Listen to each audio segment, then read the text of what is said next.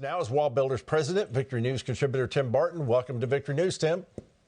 Thanks, Greg. Good to be here. All right. President Trump says taxpayers no longer have to pay for elective abortions at home or abroad. Tim, Democrats are portraying this as something that's endangering the lives of pregnant women. But isn't the key word there elective? Well, I mean, really, I would go back even further. And not only is the key elective in this scenario, we're talking about the inalienable right to life. And you're talking about people being offended because they can no longer freely murder their unborn child with taxpayer funds in other nations. I mean, this whole thing is so bizarre.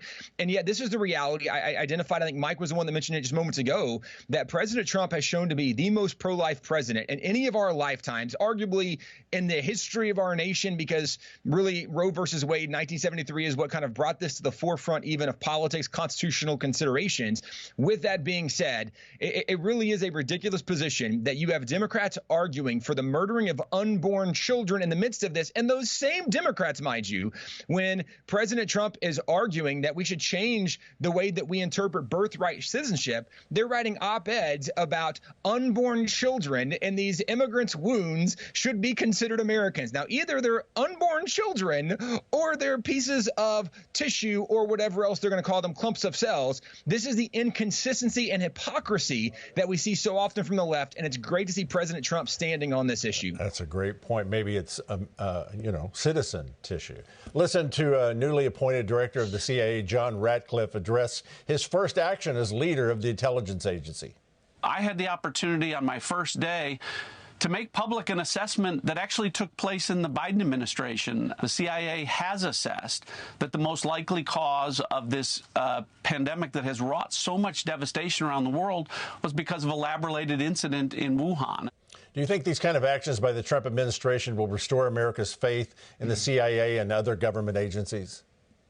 I think it's a good step in the right direction. I think with President Trump signing the executive order to declassify some of these old files and cases, whether it be the JFK or the Martin Luther King, I think the more transparency there is and the more honesty we are seeing coming from these agencies, the better front facing it is for the American people to feel like maybe we can trust you again. Because if we can see with transparency that you're telling the truth, it makes it easier to trust you.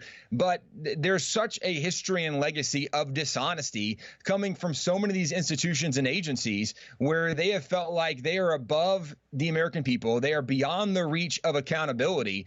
And so there's a long way to go, but certainly having people that are being honest and giving transparency is a really good start. All right, we're a little over a week into this. Listen to CBS try to nail Vice President J.D. Vance for not lowering grocery prices in the first 5 days in office.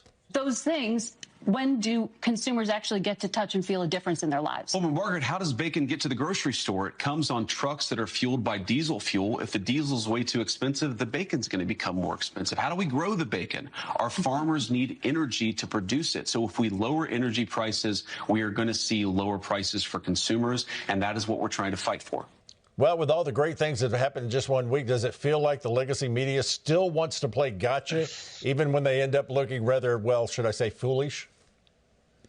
Unquestionably, this is their game. If we go back and look at the 8 years of President Obama's presidency, the 4 years of Joe Biden's presidency, the majority of the conversation about the challenges in the economy, they laid blame to the Republican president before them, and the media let them get away with it. The media defended them in this position. And then they're trying to flip the script on Republicans saying, well, clearly it's your fault. And J.D. Vance is so brilliant in this. He is unafraid, really fearless, courageous, a lot of backbone, getting on these different agencies or, news outlets to have these conversations. He's doing an incredible job. All right. Tim Barton, thank you so much. We'll bring you back a little bit later.